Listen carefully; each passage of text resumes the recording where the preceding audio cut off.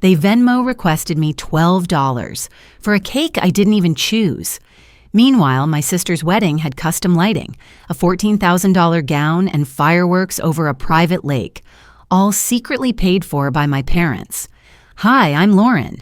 And on my own wedding day, potluck plates, garden chairs, and all, I read their itemized generosity out loud, not to shame them, but because silence had cost me enough.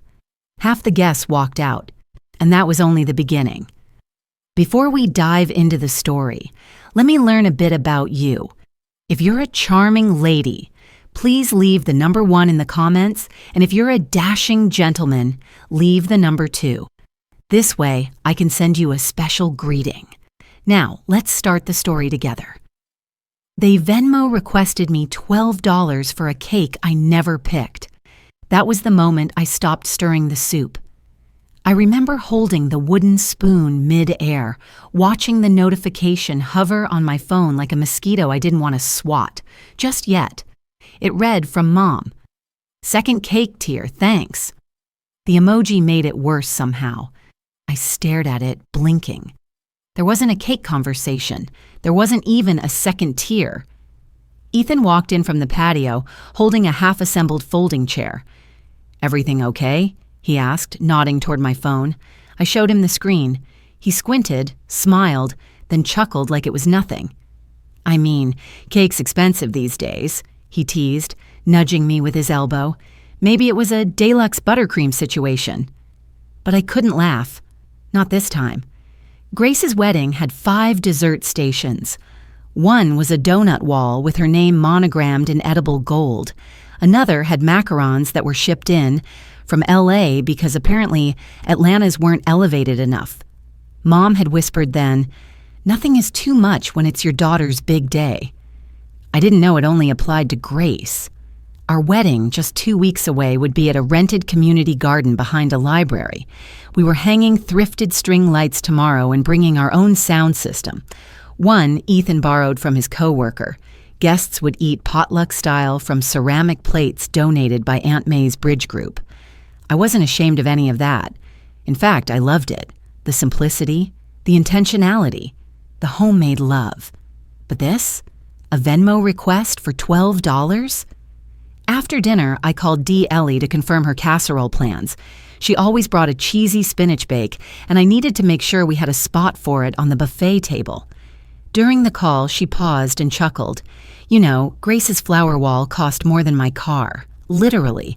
I saw the invoice once, $6,000 for peonies in March. I swallowed hard. 6,000? "Oh, honey," she said, not unkindly. "That wedding was a whole economy. Your dad had Brad call vendors to negotiate contracts like it was a mergers deal." I smiled out of habit, but something in me bristled. I was making our invitations by hand. I'd spent a weekend with a glue gun, craft scissors, and arthritic knuckles that didn't forgive easily. There was no Brad involved, no florist, no team. Later that night, Ethan fell asleep on the couch. I sat at our little 2-person dining table, laptop open, shoulders hunched, not knowing what exactly I was looking for. I typed Grace Chen wedding into Google Photos, and the memories came flooding back. The drone shots, the white tent with cathedral ceilings, the signature cocktails with sugar glass stirrers shaped like her initials, the live quartet that played Can't Help Falling in Love while Grace descended a spiral staircase like she was royalty. I remember clapping because that's what people did, but mostly I was cold. We were outside in early March, and I had been placed at a back table near the portable heaters. I hadn't been in the bridal party. Grace said she wanted a color theme, and since my hair was too dark and I didn't like blush pink, she said I wouldn't match the vibe. At the time, I laughed it off, told myself I was fine, that weddings were about the couple, not the siblings. But now, with the Venmo request staring at me, all those little moments started reassembling themselves into a picture I didn't want to see. One where I was background noise in a family song that only played for one voice.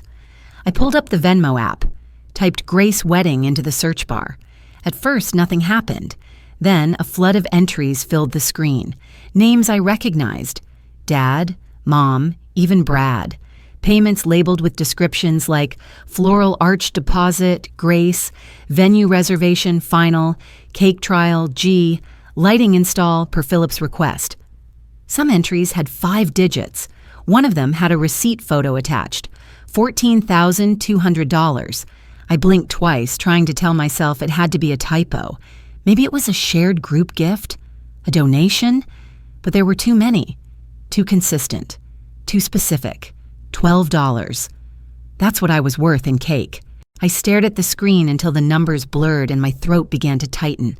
I wasn't crying. Not yet.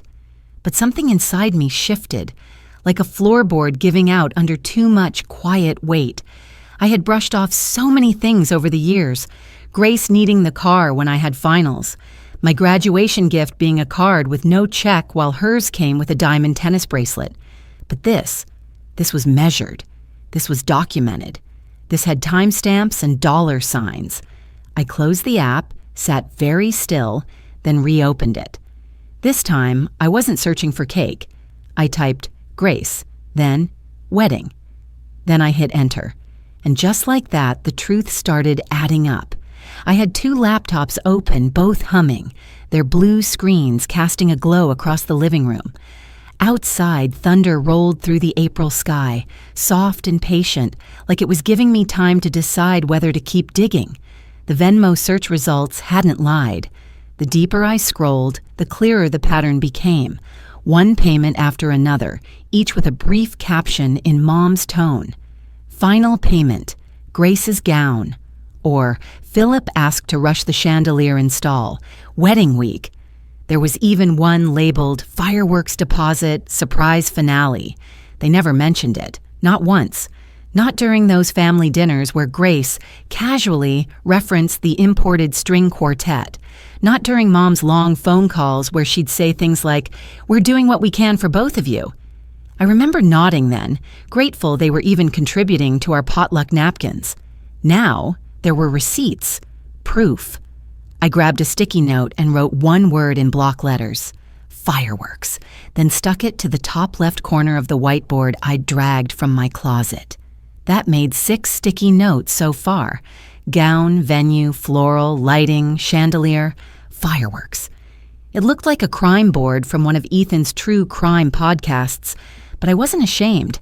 I needed to see it all. Back in 2019, Grace's wedding invitation had arrived inside a navy blue velvet envelope. The cardstock was so thick it could have doubled as a coaster. Gold embossed script, RSVP codes, a mini map folded inside for shuttle routes. Mom called it an heirloom invitation. Mine? A Canva link. I'd paid $14.99 to unlock the floral template. The soft chime of a new email pulled my focus back to the screen. It was from Brad. Subject line, off the record. But you deserve to see this. I hesitated before clicking. Brad had been friends with Dad since before I was born. He wasn't the warmest man, but I'd seen him quietly help people more times than I could count. The attachment was a spreadsheet titled Grace Chen Wedding Budget 2019 Final.xlsx. I opened it. It began with color-coded tabs, one for florals, one for vendors, one for decor. The first tab alone made my jaw clench. $14,200 for the dress, not counting alterations. $3,600 for shoes. The venue tab was worse. $40,000 for the rental, another $11,800 for chandelier installation. I blinked, then blinked again. I looked at the handwritten budget I'd taped to the fridge earlier that morning. Flowers, Costco buckets, $200 music, DJ Keith, Ellie's neighbor, $350 cake, Sarah's bakery, 2-tier, $180 venue, garden rental, $1,200. I walked to the fridge and pulled the paper down, folded it slowly, then opened it again. The numbers didn't change, of course, but the way I looked at them did. Thunder cracked overhead. Ethan walked in, hair damp from the rain. He carried takeout, our favorite pho place, and paused when he saw the whiteboard. I didn't say anything, just watched him take in the sticky notes. His brow furrowed, but he didn't speak. Finally, I said, "They paid for everything." Everything, and never told me. He nodded slowly. "What are you going to do?" "I don't know yet," I said, "but I'm not imagining it anymore." Later that night, as I sat back down with my tea, my phone lit up. A text from Grace. "Grace, your big day's coming. Let me know if you want to use my veil. It's still got crystals sewn in, super timeless." I stared at the message for a full minute. Not a word about the cake, the venue, or the folding chairs we were assembling ourselves. Just an offer for her veil. A veil I didn't ask for. A veil that didn't match anything I'd chosen. Veils are free, cakes are billed. I didn't reply, just turned the phone over and looked at the screen's faint reflection. At some point that evening, I opened a clean folder and began printing the receipts. Venmo logs, screenshots. The spreadsheet Brad sent. I labeled each page, triple-checked the dates, even clipped sticky notes to ones that showed multiple payments in a single week. When the printer jammed halfway through the lighting invoice, I yanked the paper out too hard. It tore. I stared at the jagged edge and felt the air shift in my chest. I wasn't being dramatic. I wasn't inventing patterns that didn't exist. This wasn't about jealousy or being left out of flower wall decisions. It was about truth. And the truth was, I was never offered what Grace was handed without question. I wrote "not crazy" on the front of the folder, block letters, permanent marker. It felt petty and empowering all at once. As I tucked the final sheets inside, something caught my eye. One of the Venmo lines, easily missed if you weren't looking closely. "For Lauren's rehearsal cookies. She'll love them." My breath caught. There was no rehearsal, no cookies, no anything. The entry was dated a week before Grace's wedding. I sat back in the chair and stared at that one sentence. She'll love them. She never even saw them. The cafe smelled like toasted sourdough and cinnamon lattes.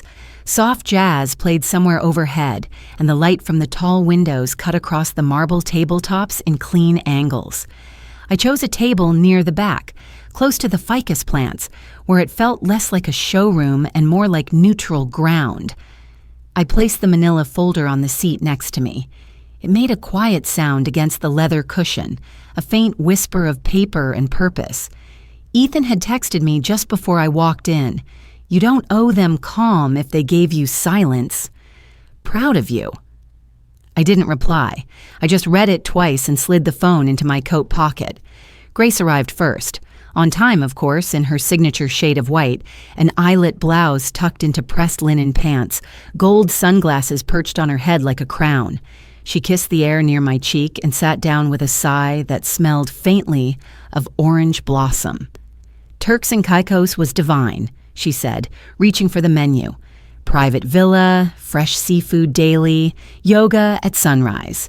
You and Ethan should totally go. I'll send you the link to our planner. She's amazing." I nodded, careful not to say too much.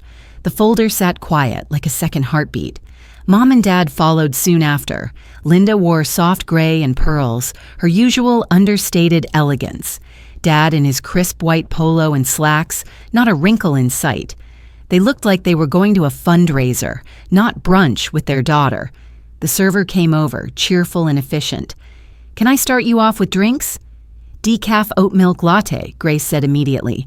"Extra hot." "Just regular coffee," Mom added. "Cream on the side." "Water's fine," Dad muttered, not looking up.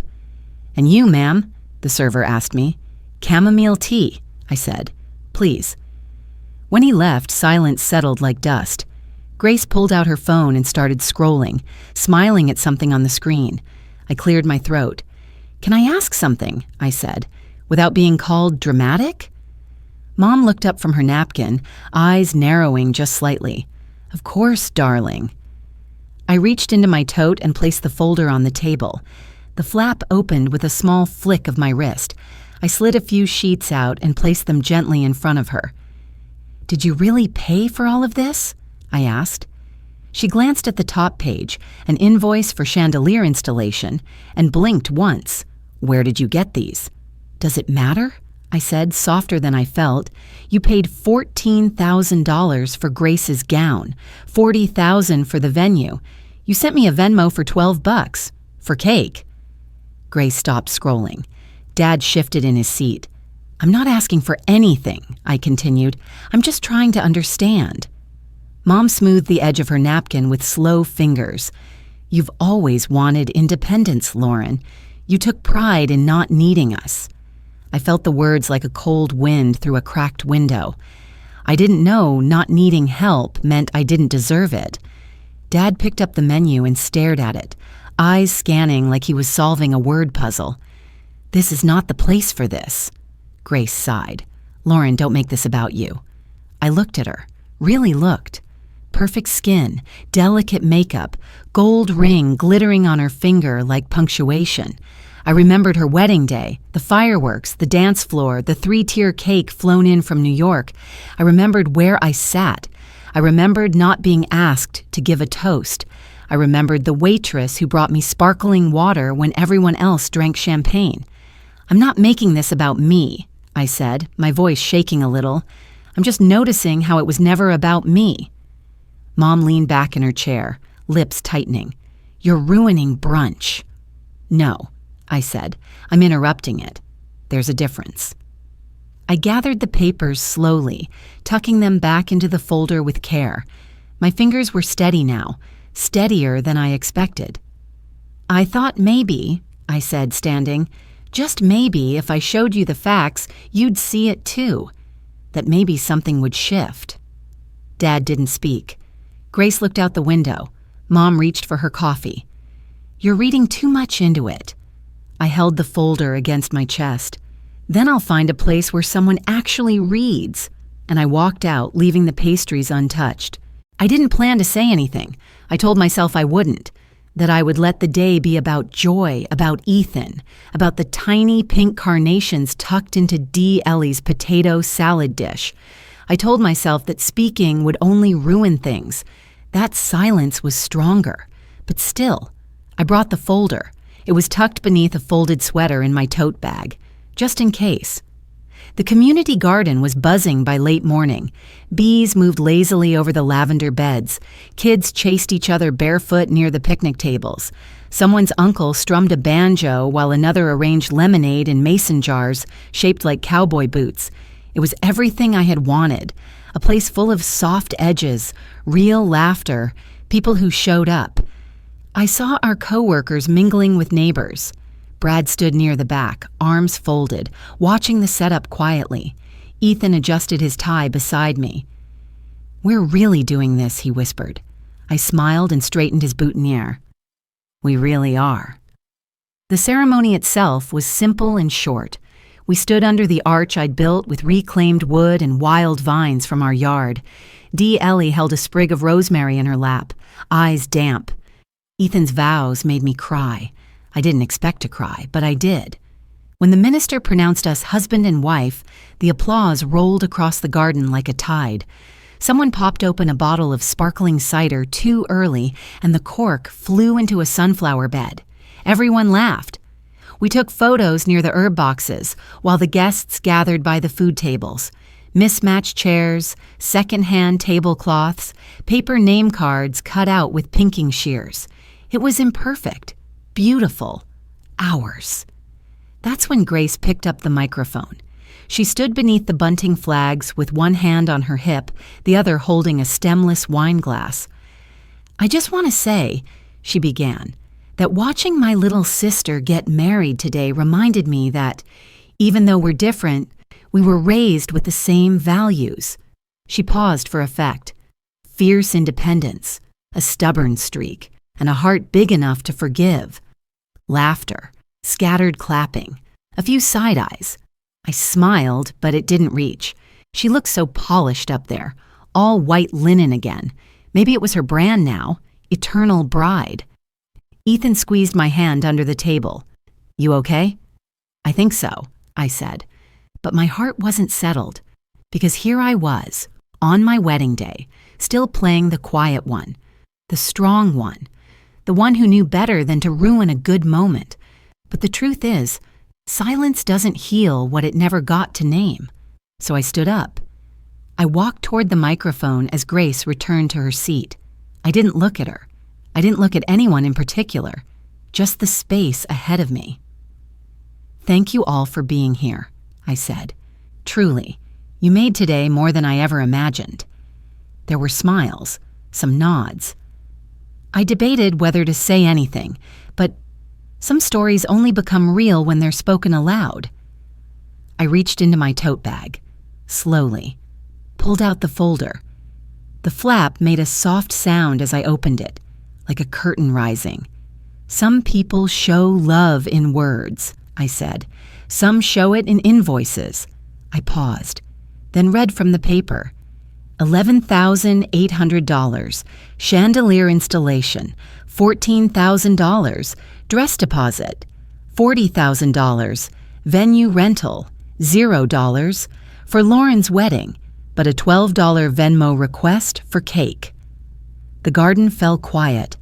Somewhere, a bee buzzed past a daffodil. A fork clinked against porcelain. I looked up. Brad had straightened in his seat. Grace had dropped her fork. Mom's fingers were stiff around her wine glass. "I'm not angry," I said, keeping my voice steady. "I'm just done pretending I imagined all of it." I closed the folder gently. This is what my love looked like, apparently itemized. That was the moment the air changed. Whispers moved like wind through tall grass. I saw someone at the back stand, then another. A couple exchanged glances and quietly made their way toward the gate. They weren't angry. They were something else. Moved, maybe, or just startled by truth in daylight. One of Mom's cousins hugged me on the way out, whispered "thank you" in my ear. Mom stood now, too, flushed, jaw tight. "You've humiliated us," she hissed, voice low. I looked at her, right in the eye. "No," I said. "You did. I just read the receipts." Dad didn't speak. He rarely did, but he turned to look at Grace, and something in his face cracked, just slightly. Grace was pale. Her hands fidgeted in her lap, folding the napkin again and again. She looked smaller than usual, or maybe I had just stopped seeing her as larger than life. I stepped back from the mic. Ethan met me halfway, offering his hand. I took it, surprised by how calm my legs felt beneath me. We walked back toward our table. Behind us, the garden settled again. Children returned to chasing each other. The banjo man began strumming once more, and I sat down, not as someone's daughter or someone's sister, but simply, finally, as myself. The flowers never came. No thank you notes, no late arriving cards, not even a text saying, "Congrats." What came instead was a manila envelope, heavy, thick, certified. Ethan brought it in from the mailbox and set it on the counter without saying anything. We both stared at it like it might hiss. It had a return address from a firm downtown, letterhead with gold serif font, very official. I didn't even need to open it to know what it was, but I did. Inside were 5 neatly stapled pages, notice of reputational harm and emotional distress. My parents, through counsel, were accusing me of defamation, irreparable emotional damage, undue public embarrassment, unjust loss of standing within their community, all because I'd told the truth. Out loud, in front of mason jars and mismatched chairs and a plate of deviled eggs. I sat down slowly on the couch, folder in my lap, bare feet curled beneath me. Ethan poured tea. He didn't speak until I did. "I'll handle the legal side," he said softly. "We'll get a consultation." I shook my head. "Number, I'm not dragging us through court, not over $12 and a chandelier." He sat beside me, tea untouched. "You shouldn't have to do this alone." "I'm not," I said, surprising even myself. The apartment felt too quiet. There were still half-unopened gift envelopes in a box near the door, a basket of wedding favors we forgot to hand out, one lone sunflower drooping in a mason jar by the window. I scrolled my phone absent-mindedly until a message popped up. From Brad. Subject, final spreadsheet. Text, Not their money, Lauren, just their credit. Attached was a simple Excel file, color-coded, dated. But one column stood out. Harold H. Chen, Grace's father-in-law, paid in full. Line after line, venue, catering, honeymoon flights, over $1.8 million, all under my parents' name, none from their actual bank account. So that was the secret. They let Grace believe. They let me believe. And maybe they even convinced themselves. The doorbell rang. It was Dee Ellie holding a Tupperware of soup and a cooler full of her famous garlic noodles. "I brought dinner," she said, stepping in before I could answer. "Also, truth." She unpacked the containers with slow precision, then turned to me. "You were always the one they feared," she said, "because you didn't need them. And people, like your mother, they only know how to control what they fund." I let her words hang in the air, somewhere between insult and liberation. "You've always had your own compass," she added, handing me a spoon, even when it made people uncomfortable. We ate quietly, the kind of quiet that didn't need to be filled, just held. Later that night, I sat at my desk and opened my inbox. Dozens of new emails. Subject, "Your speech made me cry." Subject, "My sister got everything too." Subject, "Thank you for naming what I lived." One stood out. "You gave me permission to stop begging my parents to see me. I didn't even realize I was still begging." I read it again and again. Permission to stop begging. The words settled inside me like stone in water. So I did something I hadn't planned. I opened a blank page, typed slowly, carefully. Title, "Family Doesn't Invoice You." I wrote, "I didn't speak to humiliate anyone. I spoke because I realized silence doesn't protect the truth. It protects the story others tell about you. My sister received their money. I received their invoices. But I gave myself clarity. And guess what? Clarity lasts longer." I hesitated only a second, then clicked publish. The blog went live. Comments started to drip in before I'd even refreshed the page. Then hours later, another notification. A comment. "Grace, you don't know everything. Call me." I stared at the words, then at the blinking cursor below them. My hand hovered over the keyboard, then dropped. I closed the laptop and sat quietly, letting the night settle around me like a blanket that didn't need straightening anymore. 4 months after the wedding, I got an invitation from someone I'd never met. It wasn't a mass email or a vague, "come if you can." It was handwritten, ink on thick paper. Folded inside was a short note. "You don't know me, but your story helped me rewrite mine. I'm getting married this fall. You helped me choose who I want at my table." She'd included a second card. "We'd be honored if you'd speak at our women's seminar before the ceremony. You helped me understand money and love don't always come from the same place, but they should." So one soft October morning, I found myself standing under a maple tree at a wedding barn in rural Georgia. The hills were warm-toned and sleepy, golden leaves curling toward the edges, like paper just touched by fire. There were maybe 30 young women sitting in mismatched chairs, their notebooks open, waiting. My talk was called "What You Pay For and What You Deserve." I spoke about invoices and veils, cake slices and choices. I spoke about how the things people don't pay for still carry weight. That dignity is not something you earn by being quiet. Afterward, the bride came up to me, teary-eyed but radiant. "I don't know what to give someone who gave me the words I couldn't find," she said. So I gave her something instead, a wrapped bundle from my tote bag. It was my cake knife, the one I'd bought secondhand after the $12 Venmo request. I'd polished it the night before. "Someone once billed me for my own dessert," I said, placing it in her hands. "This one's yours to keep, paid for, no strings." She hugged me, and then she was whisked off into a swirl of flowers and music. Later, after the seminar, after the applause and photos and pumpkin spice cider, I stepped barefoot into the edge of the field. The ground was cool, soft. The grass whispered against my ankles like it had something to say and wasn't in a rush to say it. There were no parents here, no grace, no ledger lines or whispered judgments, just me, standing under an open sky with my own silence, the good kind, the kind I chose. I sat down on a hay bale and opened my planner to jot something down. A folded page fell out, an old journal entry tucked away, nearly forgotten, my handwriting from when I was 10. One day I'll talk and they'll have to listen. I smiled. I hadn't known who they would be. I hadn't known it would include me. My phone buzzed. A message from Brad. "You did good, kid." Then a voicemail from D. Ellie. "Your dad's still not talking. That's his choice. You've made yours." The wind rustled through the trees. A few strands of hair lifted from my shoulders. I breathed in deeply. Back inside, the barn was glowing with early evening light. Laughter drifted through the open door. Real. Full.